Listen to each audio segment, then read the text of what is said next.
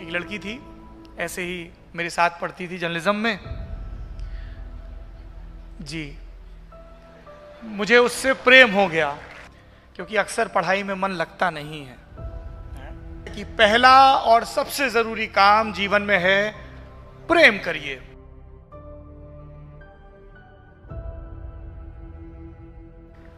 अब हमारी और आपकी बात, और बात ऐसी हो कि मोबाइल निकालने का मन ना करे।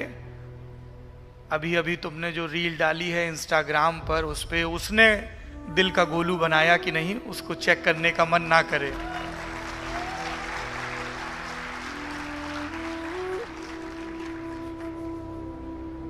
ग्यारहवीं 12वीं में आते आते एक प्रेत है जो हमारा पीछा करने लगता है।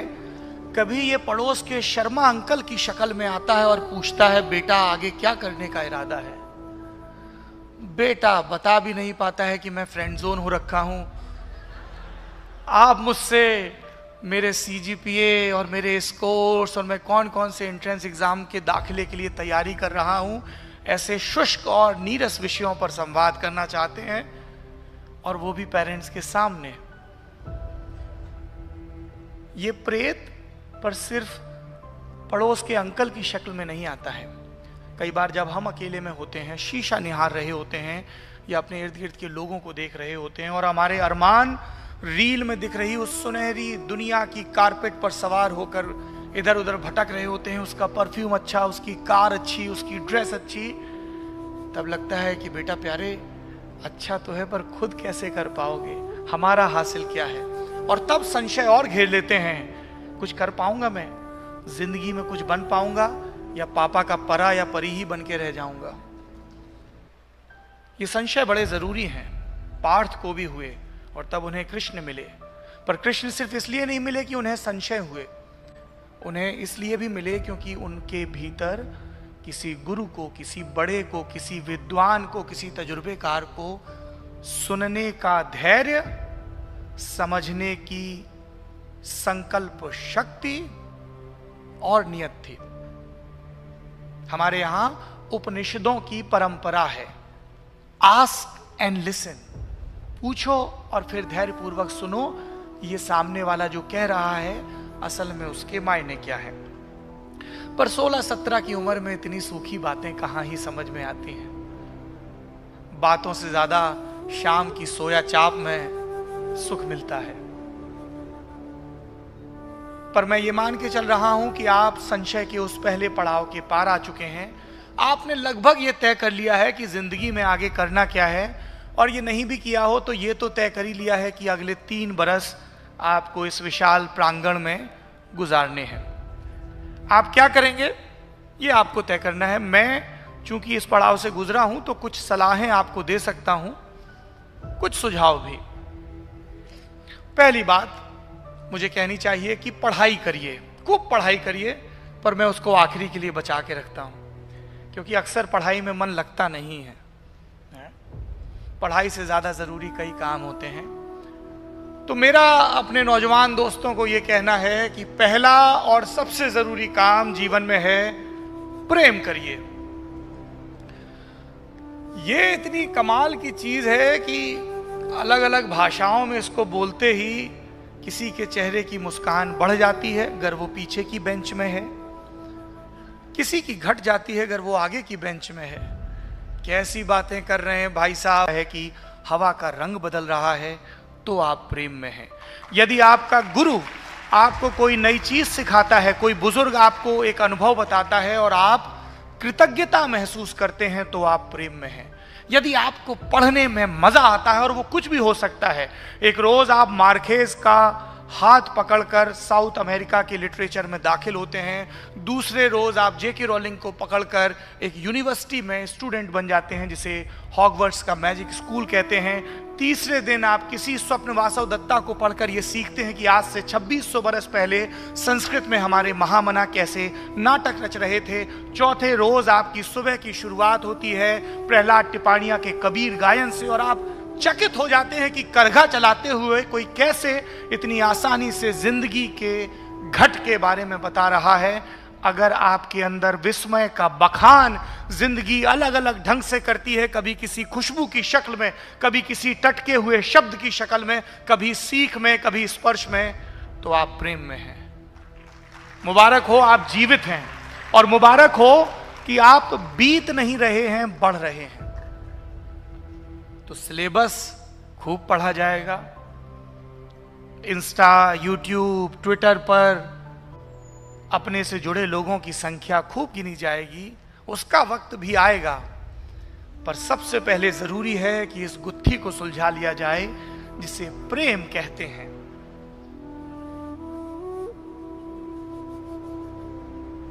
भाई साहब, कोई जरूरी काम अटका है क्या? डोंट स्पीक और I will fall in love with you.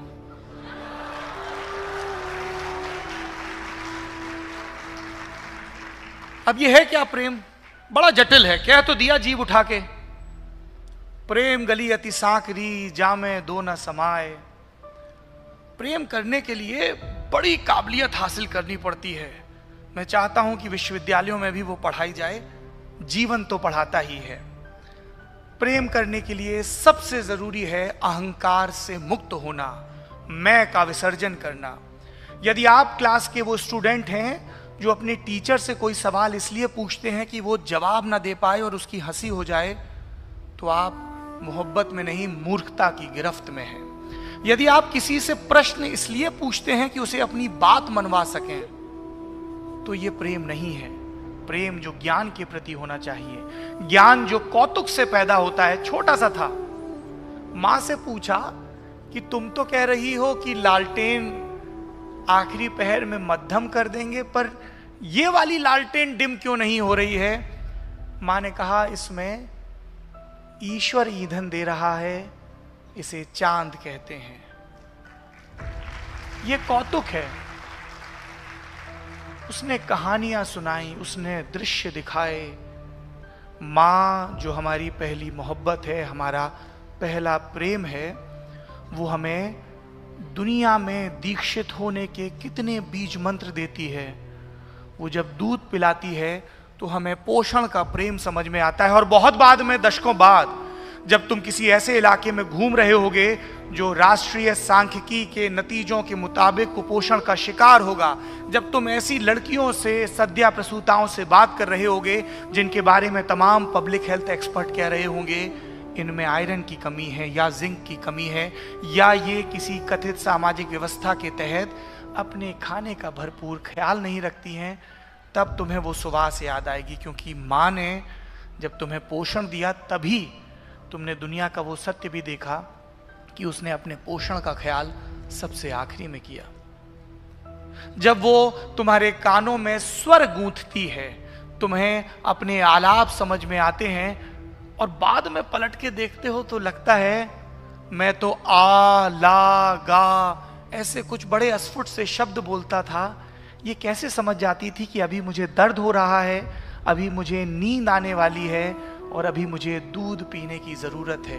क्योंकि माँ ने तुम्हारी लिपियां गढ़ी थी और तुम्हारी ध्वनि से सबसे ज्यादा प्रेम किया था। जब तुम पत्रकार बन जाओगे, अलग अलग इलाकों में जाओगे, तो तुम्हें यह सलाहियत याद रखनी पड़ेगी कि तुम्हारी अपनी कोई भी भाषा हो सकती है, तुम्हारे ज्ञान का कोई भी आडंबर, कोई भी गुरुता हो सकती है। हो सकता है कि दुनिया को सीखने जानने के तुम्हारे नज़ारे, तुम्हारे नज़रिए बहुत अलग हो, बहुत संश्लिष्ट हो, पर जब तुम जिससे बात कर रहे हो तब तुम्हें उसकी भाषा में बात करनी है। जब वैज्ञानिक से बात कर रहे हो तब अलग, जब किसी किशोर वय की लड़की से बात कर रहे हो तब अलग, जब जो तुम्हें सर्व कर रहे हैं, तुम्हारी जिंदगी को आसान कर रहे हैं, जैसे ग्रे कलर के सफारी सूट में ये दो भाई, तब अलग। और जो सत्ता और शक्ति के क्रम में जितना नीचे है, उसके साथ तुम्हारा बर्ताव उतना ही विनम्रता से भरा होना चाहिए।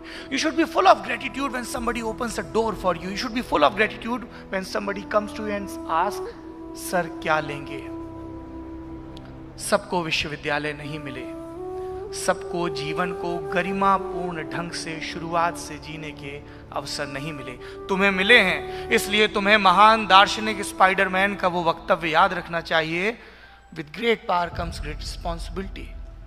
तुम पढ़े लिखे हो, तुम शक्ति संपन्न हो, इसलिए तुम्हें प्रेम का वो नियम याद रखना चाहिए जो सबसे पहले और सबसे आखिरी तक तुम्हें किसी भी किस्म के अहंकार से मुक्त रखता है। ये तुम्हें विनम्र बनाता है, ये तुम्हें भावुक बनाता है, ये तुम्हें गलतियां करने के लिए उकसाता है। Nothing wrong in it. अगर तुम्हें लग रहा है कि तुमने गलत कोर्स का चुनाव कर लिया, तुम इसे ठीक कर सकते हो। अगर तुम्हें लग रहा है कि तुम्हें किसी और भाषा में प्रवीणता की जरूरत है, तुम इस पर मेहनत कर सकते हो। कुछ करोगे, कुछ गलत होगा, कुछ सही होगा। गलत पर अटके रहे या सही पर दम्भ से जूझने लगे, समस्या तब है क्योंकि आपको बीतना नहीं, बढ़ना है। पर बढ़ने के लिए अहंकार मुक्ति से अतिरिक्त और क्या चाहिए? प्रश्नाकुलता चाहिए, सवाल पूछने का साहस, जवाब से कभी सहमत तो कभी असहमत होने का विवेक। और ये सवाल हमने शुरुआत से पूछे हैं।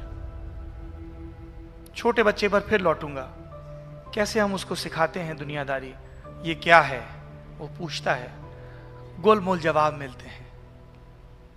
डराया जाता है, भय की भाषा सिखाते हैं हम अपने बच्चों को, अंधेरे में मत जाओ, जूजू बाबा आ जाएगा। मैं नहीं कह रहा हूं कि आप एक 2, 2.5 साल, 3 साल के बच्चे को यह सिखाएं कि अंधेरा प्रकाश की कमी की वजह से होता है, प्रकाश किस एनर्जी फॉर्म में होता है, फोटोन क्या होता है। इट विल टेक टाइम, पर कम से कम उसकी प्रश्नाकुलता को सही दिशा में तो मोड़ें, उसको उसके भयों से मुक्त रखें। इसीलिए फिर मैं बुजुर्गों के बीच लौटूंगा। असतो मां सदगमय तमसो मां ज्योतिर्गमय।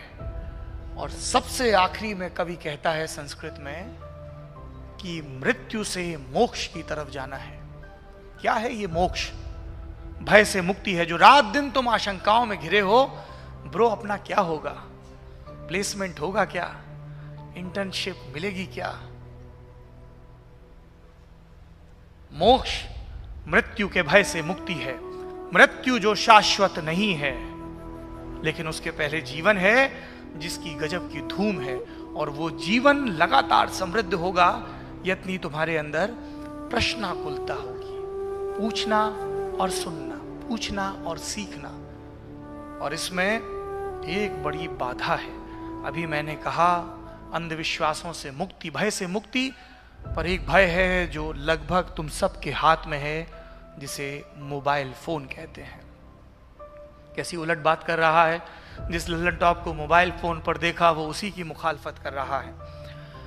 मुखालफत फोन की नहीं है, भय आग का नहीं है, भय आग को बरतने वाले हाथों का है। इस फोन पर तुम रात दिन 10 सेकंड की जिंदगी जी रहे हो, या उससे बड़ा कोई नैरेटिव गढ़ने की कोशिश कर रहे हो। तुम्हारे सिरहाने सिर्फ फोन या चार्जर है, या कुछ किताबें, एक डायरी और एक पेंसिल भी है। तुम्हारी एक ऐसी प्लेलिस्ट है क्या जो ये गवाही दे कि तुमने गाने को भरपूर सुना, और जब सुना तब किसी व्यवधान में इतनी जरूरत नहीं हुई कि तुम्हें डिस्टर्ब कर सके। तुम पूरी तरह ऐन उस पल स्वरों के उस आरोह अवरोह में, उस ध्वनि में, उसके शब्दों में, उसके भाव में पैबस थे। क्या तुम्हारे पास एकाग्रता है?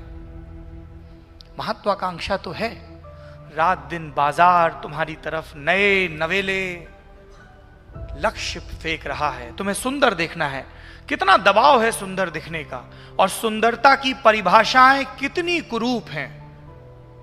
तुम्हारे पिगमेंटेशन के बेस पर, तुम्हारे कलर कॉम्प्लेक्शन के बेस पर तुम्हें सौंदर्य शास्त्र पढ़ा दिया गया है। तुम्हें रात दिन फेयर एंड हैंडसम और फेयर एंड लवली क्रीमें बेची जा रही हैं। तुम्हें यह बता दिया गया है कि तुम्हारी त्वचा के रंग से तुम्हारा कद इस दुनिया में तय होगा। जब तुम्हें पढ़ाया जाना था कि जूते पहनो, खासतौर पर लड़कियां, स्पोर्ट शूज पहनो, दौड़ लगाओ, तुम बहुत सुंदर दिखोगी जब तुम स्टेडियम के 7 चक्कर लगाकर पसीने से लथपथ होगी, तब तुम्हें सिखाया गया अपनी चाल ठीक रखो। चाल बिगड़ी थी जमाने की, उसके घूरने की, उसके तुम्हें जज करने की, पर तुमसे तुम्हारी चाल नियंत्रित करने को कहा गया। तुमसे कहा गया खिलखिलाकर मत हंसो, तुमसे कहा गया सवाल मत पूछो, तुमसे कहा गया जो शक्ति में तुमसे ऊपर है उनके प्रति सिर्फ श्रद्धा रखो, जूं का त्यों मान लो। और तब तुमने मनुष्यता का वो बुनियादी नियम उनके हाथों गवा दिया जो प्रश्न पूछने से शुरू हुआ था लाखों बरस पहले।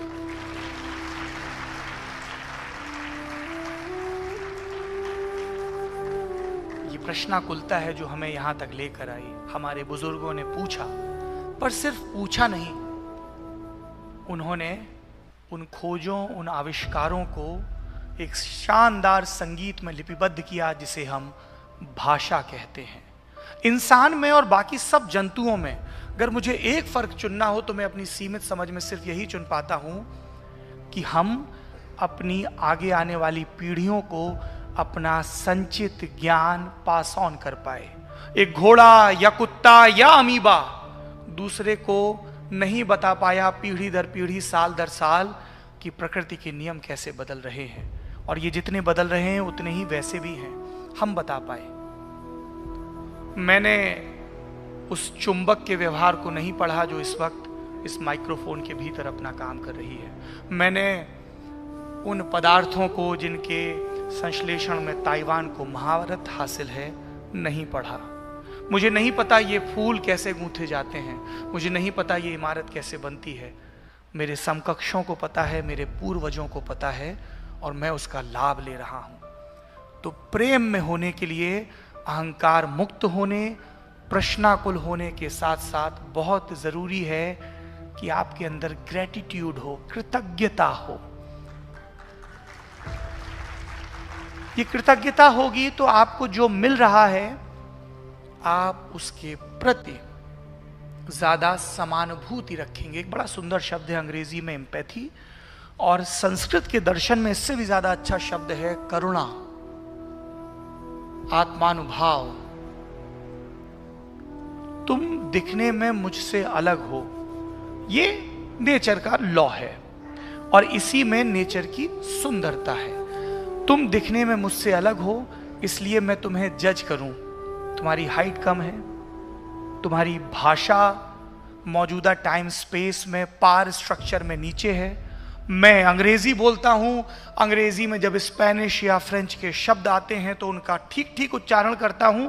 तुम तो हिंदी भी ठीक से नहीं बोल पाते हो, तुम्हारे भीतर का मालवा या बघेलखंड झांकने लगता है।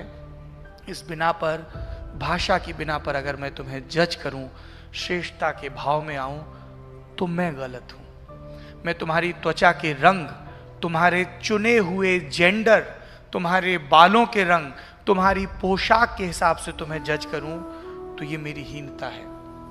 पत्रकारिता का अगर मुझे एक सबक आज आपको इस उत्सुक मंच से आपको सिखाना हो तो मैं यही कहूंगा, लगातार अपने आप को जज करते रहो कि कहीं तुम किसी के बारे में बिना जाने जजमेंट तो तय नहीं कर रहे हो। कहीं तुम्हारी प्रश्नाकुलताएं, कहीं तुम्हारा ज्ञान, कहीं तुम्हारी एक खास भौगोलिक स्थिति में, एक खास जेंडर में, भाषा, परिवार में, जाति में या धर्म में पैदा होने की वजह से जड़ता तो नहीं आ गई है। कहीं तुमने मान तो नहीं लिया है कि तुम्हें सब मालूम है। ये मनुष्य के तौर पर और पत्रकार के तौर पर तुम्हारे अंत की मुनादी होगी जब तुम्हारे भीतर ये भाव आ जाए कि तुम्हें सब पता है। सब नहीं पता है, सब पता नहीं चलेगा, पर सब पता करने का जतन तो हासिल करते रहेंगे, क्योंकि हम अपने जीवन से प्रेम में हैं, हम दुनिया से प्रेम में हैं। ये कभी माता पिता के प्रति प्रकट होगा, और जब मैं प्रेम कह रहा हूं तो तुमसे ये नहीं कह रहा हूं कि तुम अपने माता पिता की हर बात मान लो।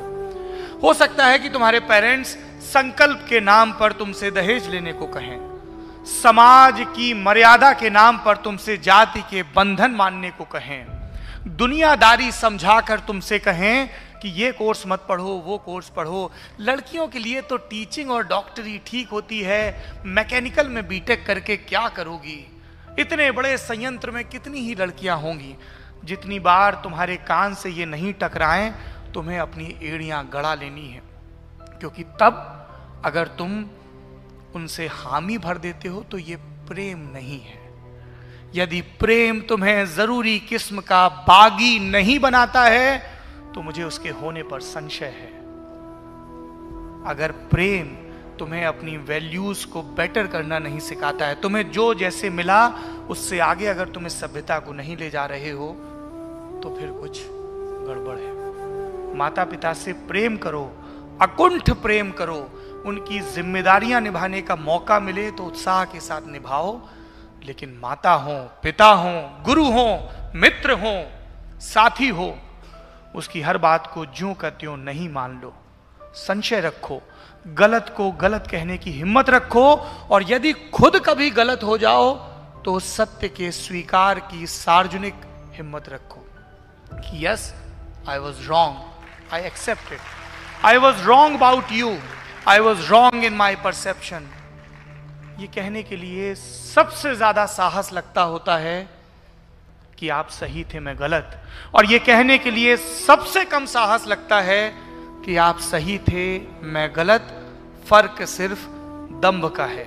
तुमने दंभ से प्रेम किया है तो तुम नहीं कह पाओगे, और नहीं किया है, जीवन से किया है, आगे बढ़ना चाहते हो, गिल्ट से फ्री रहना चाहते हो, तो तुम ये आसानी से कह पाओगे।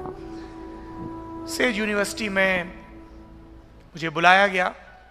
मेरे पास एक ये विकल्प था कि मैं आपको बताऊं कि बच्चों खूब पढ़ाई करो, भाषाएं सीखो, तकनीकी सीखो, अध्ययन करो, अलग अलग लोगों से संवाद करो, किताबें पढ़ो, लोग पढ़ो, सभ्यताएं पढ़ो, समीक्षा करो।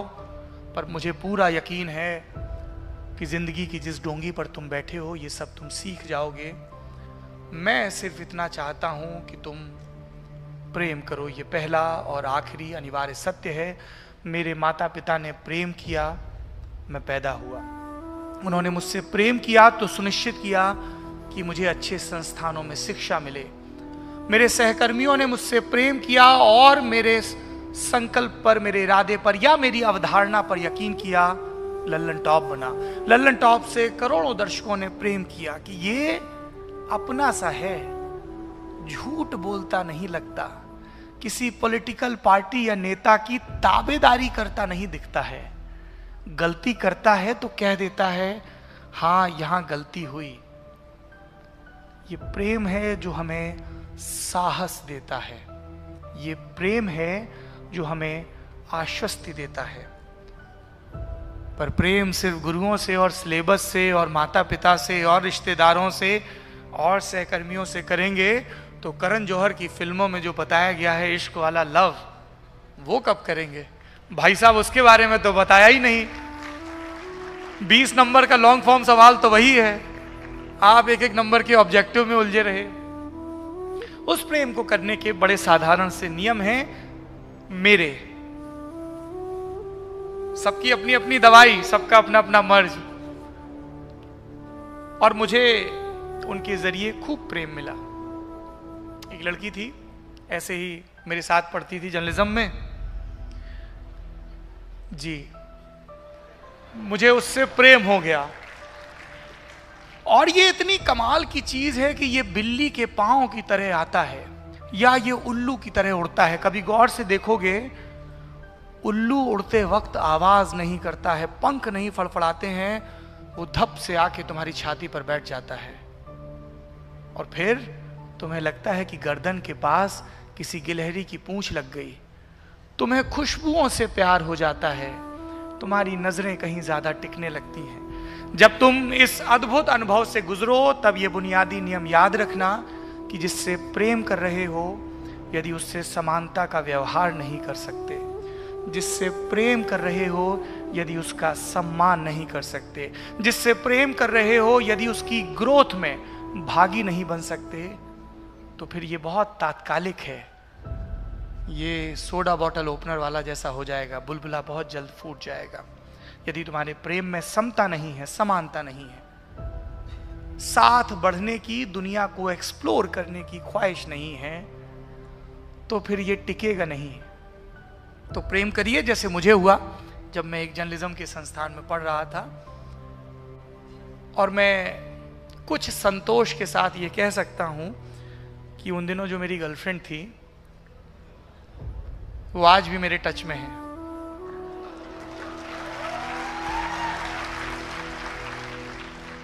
वो शी इज वेरी काइंड। इतने बरस बीत गए, उन्होंने अपना नंबर भी मुझसे शेयर किया। इनफैक्ट आज सुबह फोन करके पूछ भी रही थी कि सेज यूनिवर्सिटी जा रहे हो, क्या पोशाक पहन रहे हो। वीडियो कॉल ने जीवन आसान कर दिया है। आपके सारे पुराने प्रेम आपके संपर्क में रहते हैं। कमाल की बात यह है कि ये पूछने के बाद उन्होंने बताया भी कि पिताजी की दवाई आ गई है और वो प्रसन्न हैं। उनकी आंखों की दृष्टि कैटरेक्ट के इस ऑपरेशन के बाद बेहतर है, क्योंकि वो गर्लफ्रेंड मेरी पत्नी भी हैं, विदुषी भी हैं, विद्वान महिला हैं, एक महान संस्थान में काम करती हैं, अपने काम को लेकर बहुत मेहनत भी करती हैं, साहसी भी हैं, क्योंकि जाति के और आर्थिक रसूख के बंधन तोड़कर हमने प्रेम किया। आलोचना भी करती हैं जब किसी मंच पर कुछ ऐसा बोल देता हूं जो ठोस कम लगे, वायवीय ज्यादा। निर्मम आलोचक हैं और उनकी आंखों में आंसू झिलमिलाते हैं जब उन्हें लगता है कि मैं कुछ सफल कर रहा हूं जो सार्थक भी है। प्रेम करिए ताकि जिंदगी बीतते अक्टूबर के मौसम की तरह, भोपाल के ताल पर बहती हवा की तरह खुशगवार लगे। शुक्रिया।